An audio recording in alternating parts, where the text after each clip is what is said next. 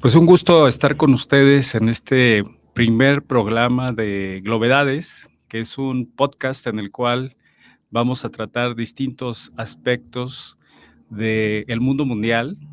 Y para esta primera ocasión tenemos el honor de tener como invitada a una buena amiga, colega e investigadora de la Universidad de Anáhuac, la doctora Alina Gamboa Combs.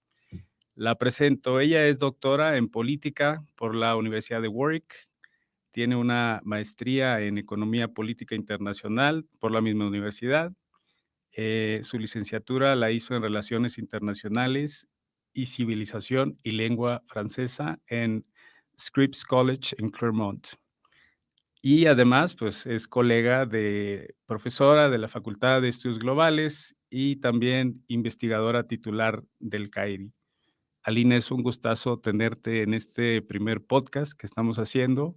Ojalá sean muchos y te doy la más cordial bienvenida el día de hoy, que vamos a tratar el tema de la globalización. Comenzaría por pues preguntarte ¿cómo definirías la globalización o qué autores podemos tener como referencia acerca de este concepto? Bien, pues, primero, muchas gracias por invitarme. Es un gusto estar aquí. Y la globalización, pues, tiene varias etapas en las que hemos visto esta parte de un mundo mucho más, interdependiente, muchísimo más interconectado, esas conexiones que vemos, pero yo diría que la globalización no es un fenómeno nuevo, es un fenómeno que sucede a través de la historia. O sea, vemos en épocas durante el Imperio Romano que teníamos muchísima globalización, muchísimo comercio, muchísimo, esta parte de la cultura, ¿no? Transmisión de cultura, de asimilación de lenguas, de tomar las prácticas de otros, y de aprendizaje. Entonces, ¿qué es la globalización? Pues es este incremento de interconectividad, es este incremento de interdependencia, donde entre las sociedades, entre los países, donde lo que pasa en un país, en una parte del mundo, puede llegar a afectar a varios, a muchos, o simplemente a otro en otra parte del mundo, ¿no? Pero esta interconectividad que se va incrementando, y normalmente hablamos de 3 fases distintas, ¿no? A nivel social, esta parte de, cuando hablamos, por ejemplo, de la americanización de la sociedad, ¿no? De que queremos tener el mismo tipo de comida o el mismo tipo de programas, etcétera. La parte económica, esta interdependencia que sucede a través del comercio, a través de los mercados capitales, a través del intercambio de monedas o los sistemas para poder tener un intercambio comercial y tener esa sociedad de monedas. Y la parte política, ¿no? Estas asociaciones políticas, estas agrupaciones que tienen países con otros países y que muestra que no estamos aislados en este planeta. Muy bien. ¿Cuáles consideras tú que han sido, digamos, las etapas donde el proceso se ha visto acelerado o donde tú hayas detectado algunos picos que podamos decir que, bueno, fue un proceso, la primera globalización se dio de tal forma o pasó en tal evento histórico? Sí, sí, bueno, la primera globalización podríamos hablar hasta el paso en el estrecho de Bering, ¿no? Mm.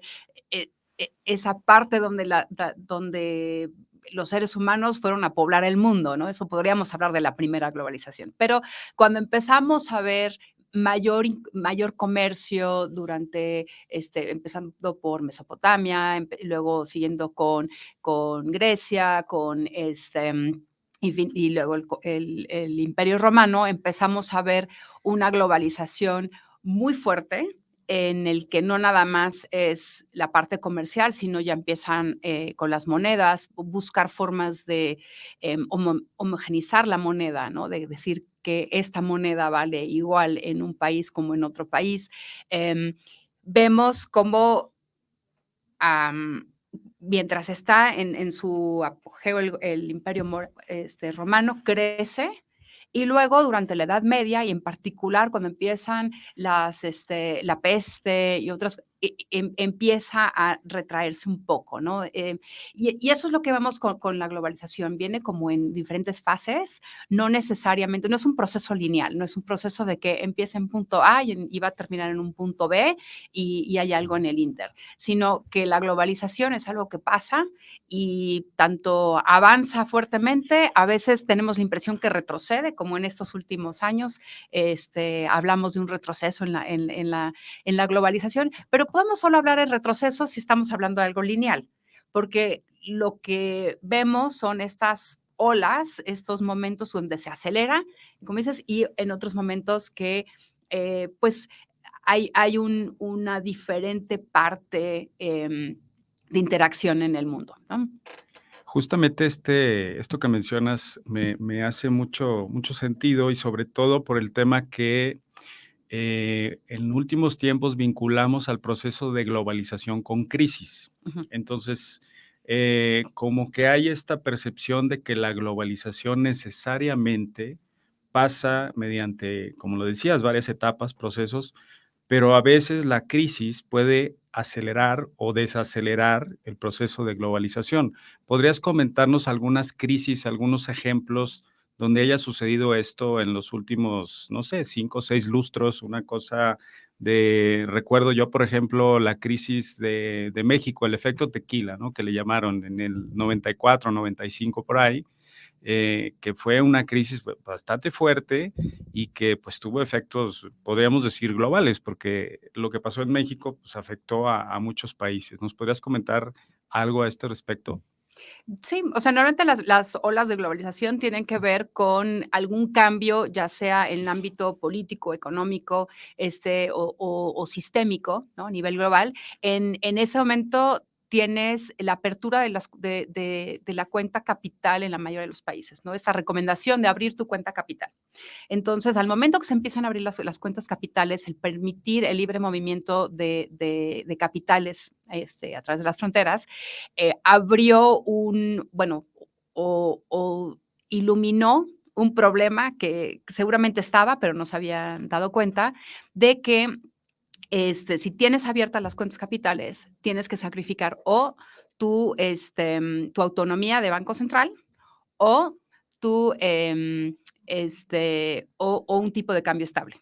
Entonces, al tratar de mantener movimiento de capitales, tipo de cambio estable y un banco central autónomo, una política monetaria autónoma, quedan en conflicto. Dice, esto se llama un trilema, y tienes que escoger dos de tres. Entonces, al momento, México acababa de firmar el Tratado de Libre Comercio, y que implicaba esta apertura en los mercados capitales. Teníamos una política monetaria autónoma, teníamos un tipo de cambio estable, fijo, vinculado con el dólar, y la presión fue demasiada. Entonces tuvo que soltar el tipo de cambio, dejar que flotara el tipo de cambio, pero justamente el tener esa relación con Estados Unidos fue una de las primeras veces que entra en conflicto, esta parte de querer tener mayor integración con el vecino, pero tampoco nos gusta cuando nos toca la crisis del vecino.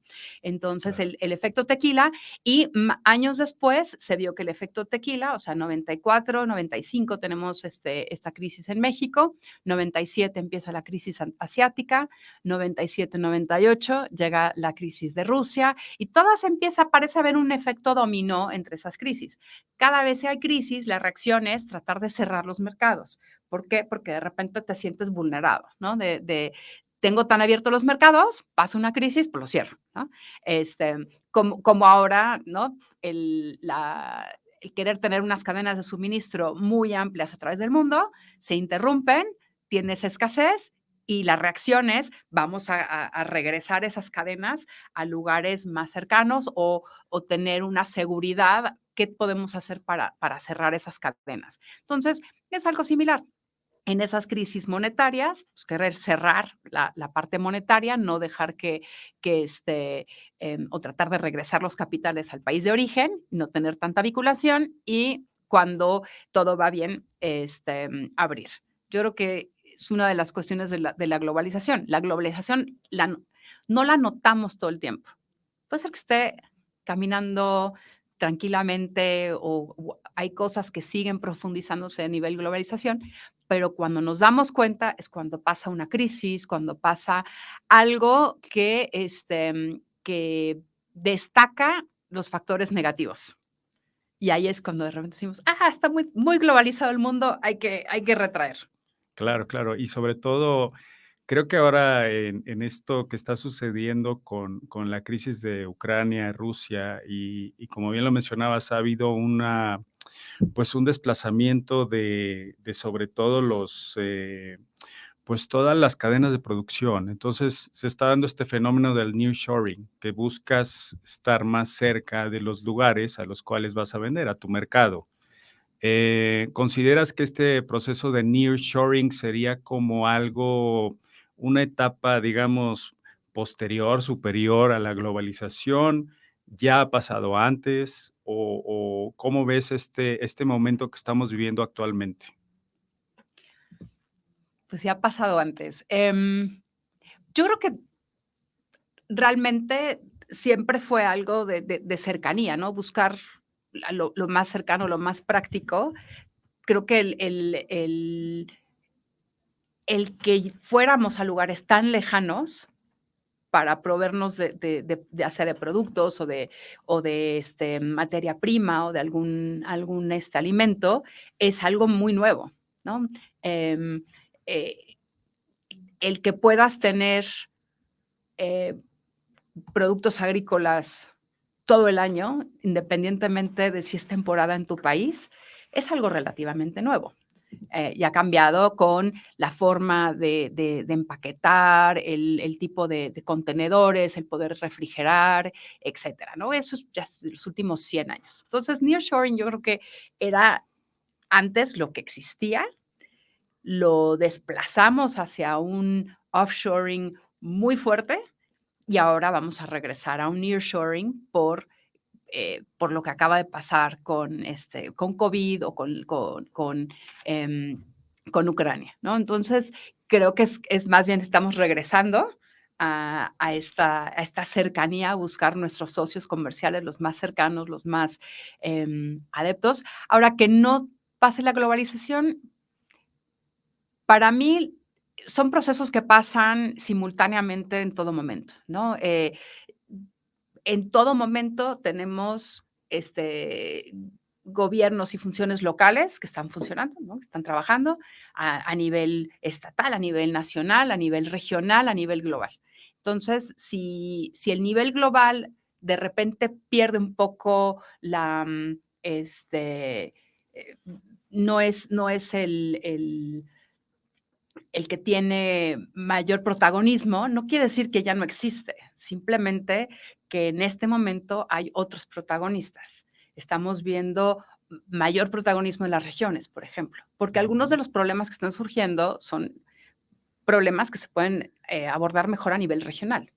Hasta cuestiones, o sea, a nivel global necesitamos ver todo lo de cambio climático, pero necesitamos regresar a nivel regional porque las acciones puntuales se hacen mejor a nivel regional que a nivel global. Hay otras cosas que van a hacerse mejor a nivel local. No quiere decir que desaparece el nivel global y retrocedemos a un nivel local, pero hay cosas que van y hay un juego entre todos los niveles. Entonces, también no es lineal, ¿no? Estamos viendo nivel local y nivel global trabajar muy bien juntos.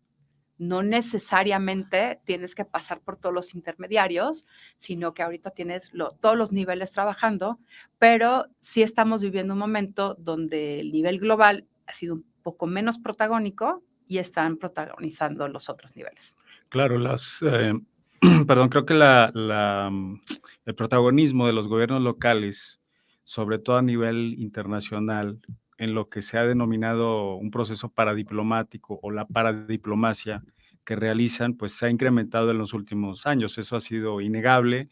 Cada vez es más común que los gobiernos locales tengan un área de relaciones internacionales, que hagan viajes a expos, que anden promoviendo inversiones, todo tipo de acuerdos comerciales o de cualquier índole, educativos también.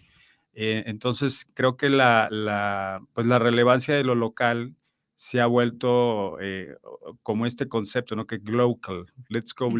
local, que es que lo local se vuelve global y lo global se vuelve local, ¿no? Entonces, sí creo que también estoy totalmente de acuerdo contigo en que ha sido de esa manera, ¿no? Últimamente lo local pues ha ido surgiendo y ganando terreno en el ámbito internacional también.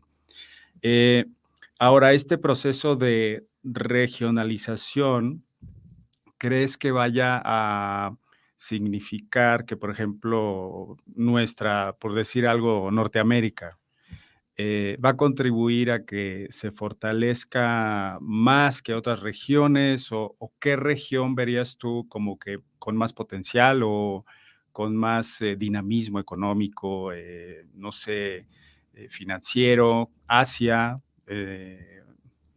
¿qué opinas? Ahorita yo creo que estamos la verdad no me gusta hacer de pronósticos porque luego todo sale mal. Ujú. Este, ¿Cuáles son las tendencias? Creo que estamos viendo muchísimo crecimiento en África. Creo que hemos ignorado muchísimo África últimamente y tal vez sea bueno, porque o sea, al dejarlos ser, los dejamos ser.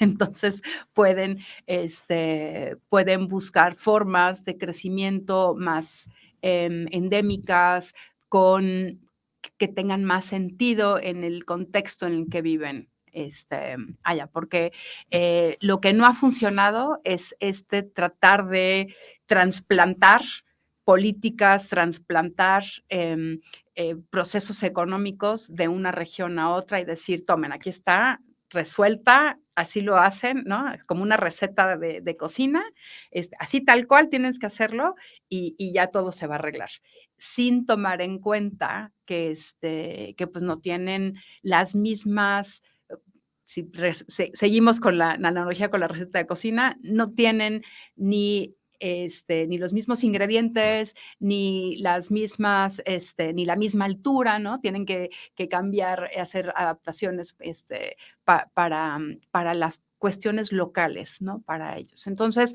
creo que África tiene un gran potencial. América Latina tiene ahora, pues puede haber, han hecho bastante ruido de tratar de reactivar muchos de los procesos de integración en América Latina. Creo que hay potencial ahí, pero hay que ver hacia dónde vamos. Hay muchísima inversión china últimamente, hay muchísima interacción con Asia que no había anteriormente. ¿Qué tanto podemos seguir expandiendo hacia los dos lados? O si nos queremos concentrar únicamente en este hemisferio, si queremos profundizar de este lado o si queremos tratar de abarcar lo más que se pueda. Entonces, América Latina tiene también potencial, tienen que resolver, bueno, varios países tienen que resolver problemas de estabilidad monetaria, deuda, sobre todo deuda externa, y ver cómo reactivar su economía. Entonces, Ahí me llama la atención lo que mencionas de África y te quiero preguntar qué opinas de la iniciativa de China, del Belt and Road y cómo ves, o sea, ¿crees que en realidad se pueda llegar a consolidar este proyecto tan ambicioso que, que ya lleva varios años ganando terreno, teniendo un impacto con inversión muy fuerte en varios países de África, puertos, aeropuertos, carreteras? ¿Crees que es factible que de alguna forma esto tenga pues una consolidación en algún momento? ¿O crees que la crisis de COVID, la guerra y todo esto vaya a frenar un poco las intenciones de China por seguir ganando terreno, sobre todo en ese continente? la iniciativa en sí es otra muestra de que queremos seguir globalizando y queremos seguir buscando esas conexiones y mejorar la interacción entre los países, ¿no? Entonces, el invertir en infraestructura ha sido muy importante para África. Y la manera que China ha invertido en África ha sido también innovador, de alguna forma, porque ya Banco Mundial, Fondo Monetario Internacional, cada vez que tienen préstamos piden reformas. Entonces, toda esta idea, bueno, desde finales de los 90, el good governance, que se volvió un requerimiento, un requisito antes de poder acceder a fondos, fue una barrera fuerte para mucho de África. Ahora, los prestamistas no son donadores, son prestamistas, prestan para que les regresen. Y si no les regresan, no tienen que prestar, ¿no? Entonces, tiene que ver se tiene que regresar el dinero para que puedan continuar con su función de prestamista. Entonces, cuando no hay reformas no tienen la capacidad de pago, pues deja de tener sus fondos nuevamente el prestamista para volver a prestar. Entonces, esa función de asegurar que países tengan que hacer cambios a fondo, fue algo que China dijo, no, yo no necesito que cambien su gobierno, yo no necesito que me demuestren que transparencia, no necesito que me rindan cuentas, yo se los presto y vamos a confiar plenamente en ustedes. El problema es que China no lo hizo en función de donador, lo hizo en función de prestamista y ahora ya requiere de esos fondos para otros proyectos. Y África no puede pagar. Al no exigir reformas, al no exigir pues transparencia, rendición de cuentas, etcétera, le está pasando lo mismo a China. Ya no tiene no le están pagando, por lo tanto no puede seguir invirtiendo. Y eso va a causar está frenando mucho el proceso Belt and Road. O sea, ¿qué va a pasar? Yo creo que por un tiempo nos vamos a olvidar un poco del Belt and Road, luego habrá otro relanzamiento, probablemente reconfigurado, otros entrarán, puede ser que algunos de los socios, ya sea por parte de los BRICS o por otra parte, que retomen la iniciativa, pero en experiencia las iniciativas no desaparecen. Se reconfiguran, se renombran, se reempaquetan, se les pone otro sello y se vuelven a lanzar. Ahí luego nos falta un poco de creatividad. Claro, claro, claro. Oye, y la región de, por ejemplo, Europa, con la salida de Reino Unido, Brexit, todo lo que pasó, ¿crees que Europa esté viviendo una crisis como región? Dentro del mismo proceso que estamos viendo donde algunos autores le llaman desglobalización, si sea parte también de una crisis en la Unión Europea, en su estructura, en sus formas. ¿Cómo ves el ámbito ahí, en esta región? Sí, ciertamente la salida del Reino Unido como que validó muchos de los autores que decían que el mundo se está desglobalizando, que estamos tratando de retroceder un poco en esa integración a nivel global. Yo sigo diciendo que es una reconfiguración. O sea, la Unión Europea tiene una historia larguísima, muy rica, no vamos a seguir, no voy a tratar de cubrir todo en este momento, pero lo que sí se vio, salvo muy al inicio, es que la Unión Europea era adherir miembros, adherir miembros, adherir miembros, buscar cómo entrar. Fue inédito que alguien se quisiera salir, pero ya ha despertado otros intereses, algunos otros países que quieran salir. Yo creo que lo que hizo la salida del Reino Unido fue sí, pues demostrar o por lo menos, mira, highlight, ¿qué Sí, sabes? como enfatizar o Enfatizar algunos de los resaltar, problemas, claro. Sí, Exactamente, resaltar, resaltar resaltar. algunos de los problemas que ya venían y que Ujú. habían ignorado por mucho tiempo, ¿no? Claro, Desde claro, la claro. crisis griega, otra crisis que, que parece que sale de la nada y finalmente lo que llega a hacer es resaltar todos los problemas y todas las cosas que se habían ignorado, todas las políticas macroeconómicas, que básicamente habían, ¿no? Barrido debajo del tapete, así de, Mm. aquí no pasa nada. Y cuando pasa la crisis de 2008, em, todavía toma 2 años en que se evidencie el colapso del sistema griego, que venía desde antes de que se unieran al euro, ¿no? Entonces, esas cosas como que salen ya a la luz, y estaban bien escondiditas, pero no quería decir que no estuvieran antes.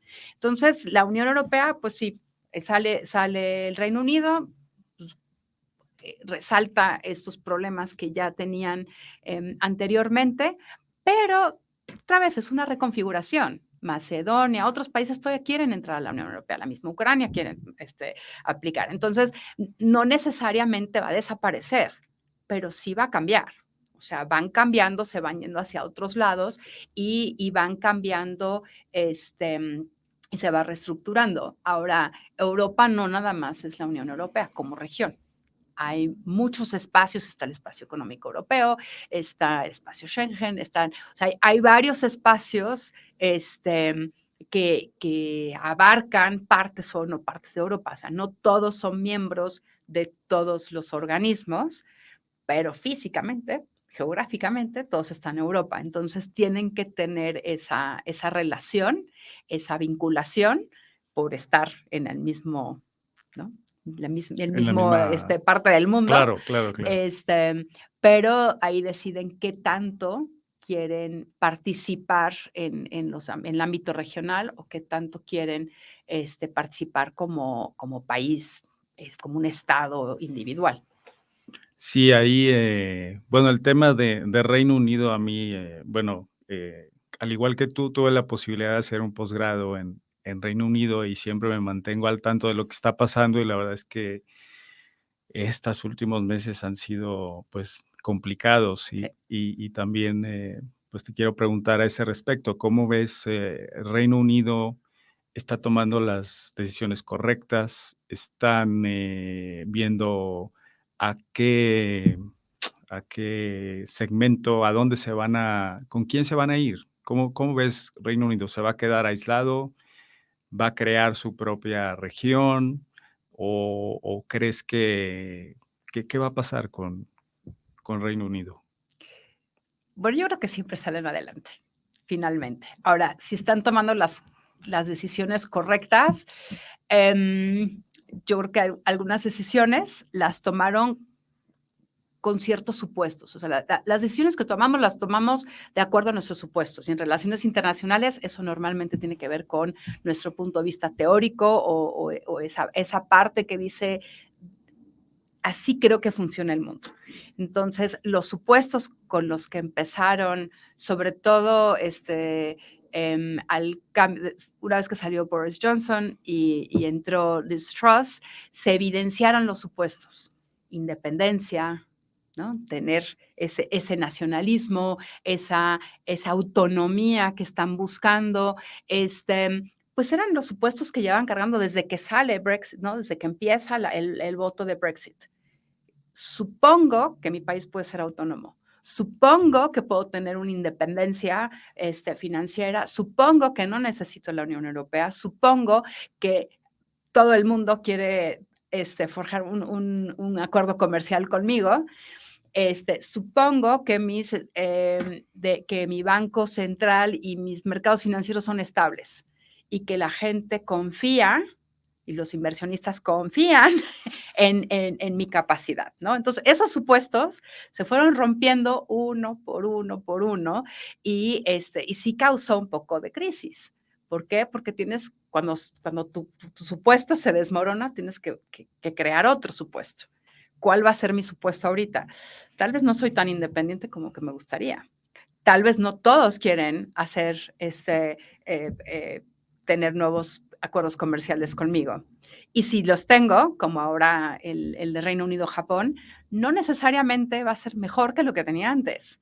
O sea, el nuevo acuerdo comercial, creo que fue un 20% de disminución en comercio entre Reino Unido y Japón.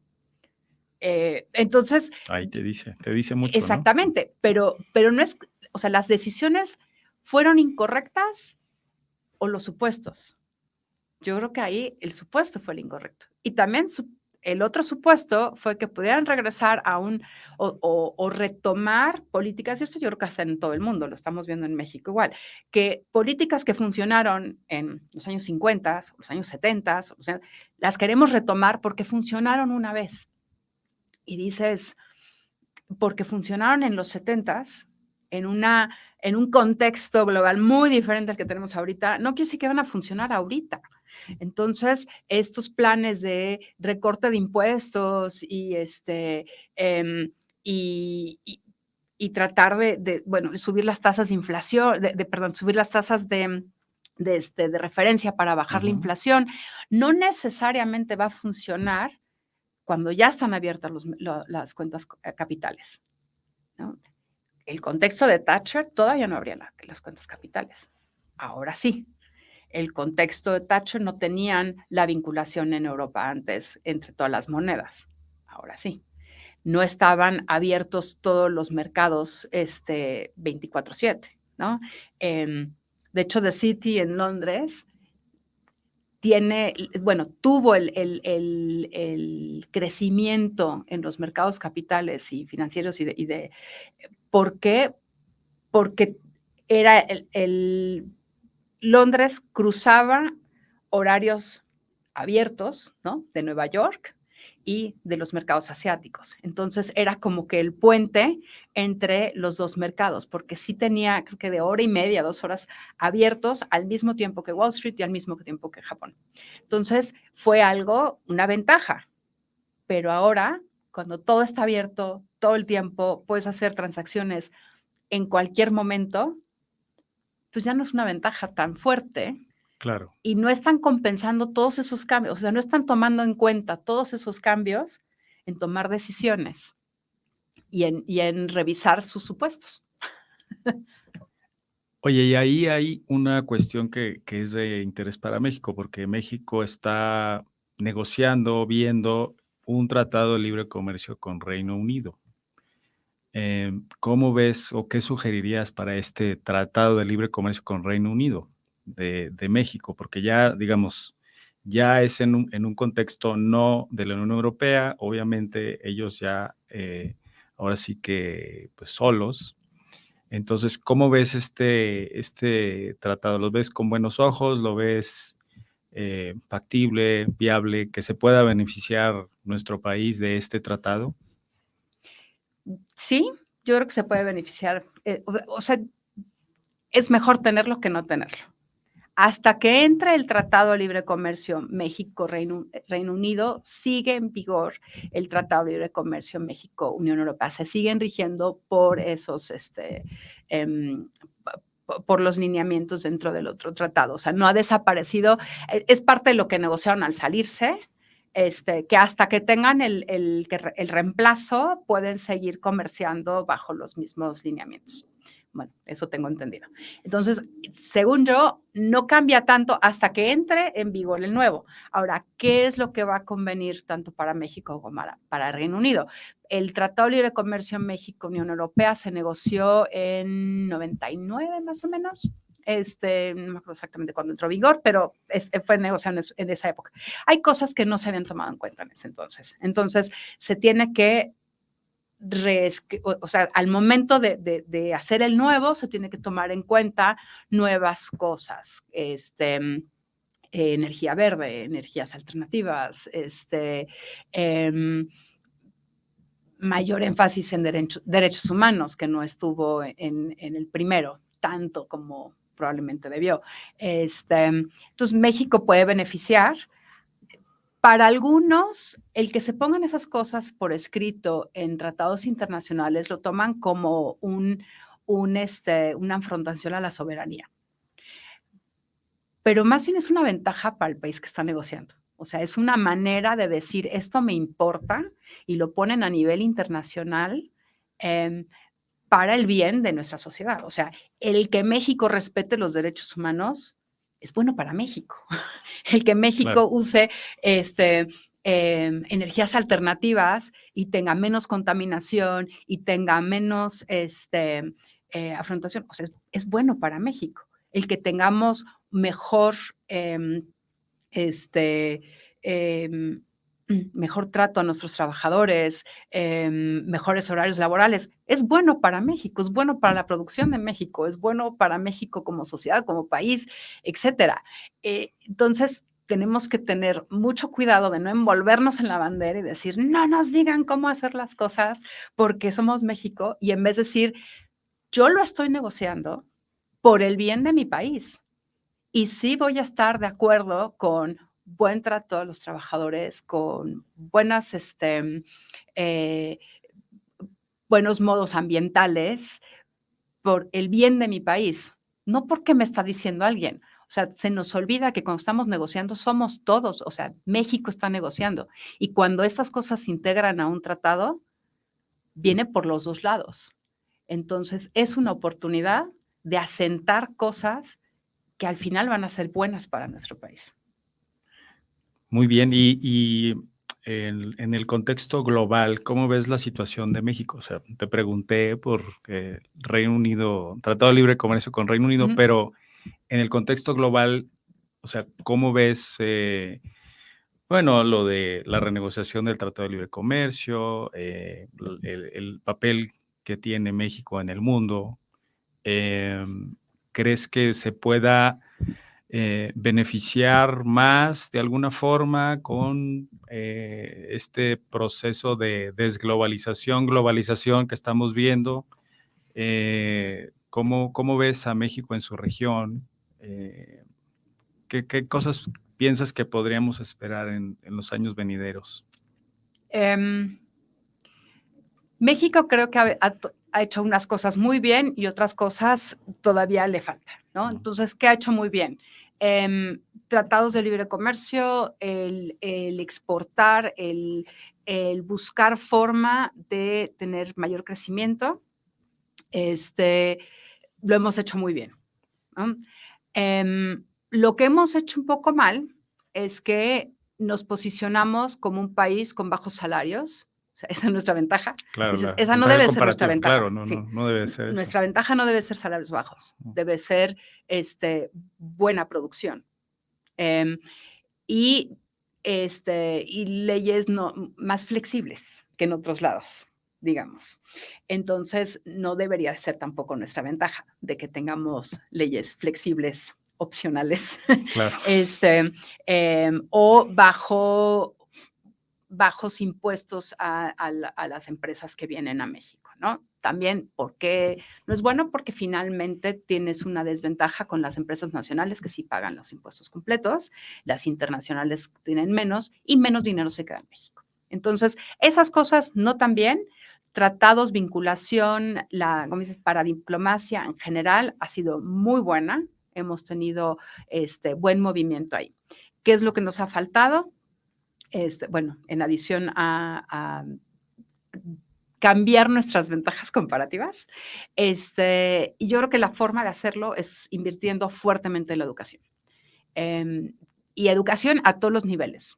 Educación para asegurar que el mexicano tenga los recursos y la mejor forma de aplicar su conocimiento, tener las oportunidades para innovar. Necesitamos ser un país innovador, no maquilador. La maquila es buenísima, nos ha ayudado mucho crecimiento, no es una crítica por ahí, pero es que va más allá. Necesitamos, sí, pues podemos seguir con la maquila, pero ir innovando, tener industria innovadora, tener algo más del talento mexicano que nada más estar al servicio de empresas grandes de otros países. Aprender de ellos sí, pero lograr tener una cultura de educación y de innovación que nos permita dar el brinco a otro nivel.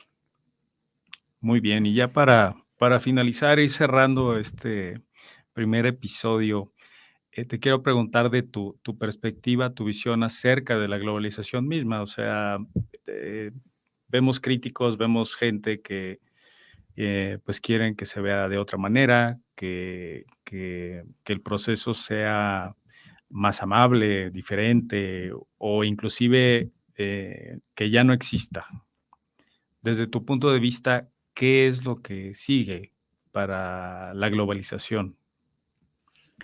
Okey, creo que aquí los puntos de vista y los autores hay ciertas ramas de relaciones internacionales que han identificado 3 como maneras de ver la globalización, ¿no? Los hiperglobalistas, que es una bola de nieve que vaya y a arrasar con todo y no hay manera de evitarlo. Hay una, globalización más limitada, más benévola, ¿no? De que si quieres puedes participar y puedes dirigirla. Y hay los escépticos que dicen la globalización es algo que están haciendo unos cuantos y los que quieren pues, le entran y los que no, no le entran y realmente es un mito, ¿no? Entonces están esos 3 grupos han sido los que han platicado, pero en ese momento esos 3 puntos de vista siempre hablaban de que como que sigue la globalización. Y ahorita ya hay puntos encontrados de, sobre todo Danny Roderick en Harvard, que ha hablado de una desglobalización, un retroceso, o sea, una regresión, digamos, a buscar formas de cerrar mercados, de tener menos interdependencia entre el mundo. Y hay otros como Jim O'Neill de Goldman Sachs, de otros que han visto que sigue, ¿no? Tal vez todavía lo ven bastante acelerado. Em, Mi punto de vista, yo creo que digo, sigue siendo sin ser lineal, ¿no? Sube y baja y sube y baja el grado de globalización. Digo, ¿no? En la época romana hubo una globalización muy fuerte y luego fue bajando, ¿no? Este, Justo antes de la Primera Guerra Mundial, era de los periodos más globalizados, ¿no? Con Titanic y todo, que podías tener productos de todos lados y era como que la gran novedad. Y pasa la Gran Depresión y todos los países dicen, ya no me gustó, cierro mis fronteras, Claro. ya no quiero importar nada, Nacionalismo. Venga. nacionalismo económico y regresamos a eso. Entonces, pues, ese proteccionismo sigue hasta la Segunda Guerra Mundial y luego tenemos como que momentos de apertura, cerrazón, apertura, cerrazón. Y ahorita estamos en uno, como que en una Y en la calle, ¿no? De que te podemos ir hacia un lado o el otro. O podemos irnos hacia mucho más globalizado y tratar de abordar los problemas todo a nivel global. O cada quien retraerse a su región o a su país o a su estado y esperar a como que pase el momento de pánico y luego poco a poco regresar, ¿no?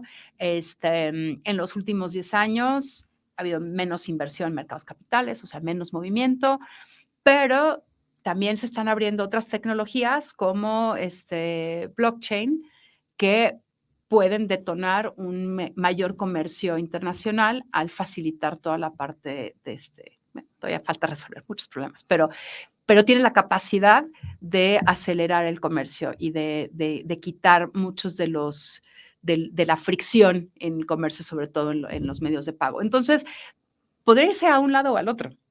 Finalmente ya depende de países y creo que también depende, bueno, de los gobiernos de los países y también de la tecnología. Muy bien, Alina, pues ha sido un gustazo tenerte como madrina de este primer programa de Glovedades. Muchas gracias. Esperamos escucharnos, vernos pronto. Mi nombre es Arturo Flores, yo soy coordinador del Centro Anáhuac de Investigación en Relaciones Internacionales. Gracias. Muchísimas gracias.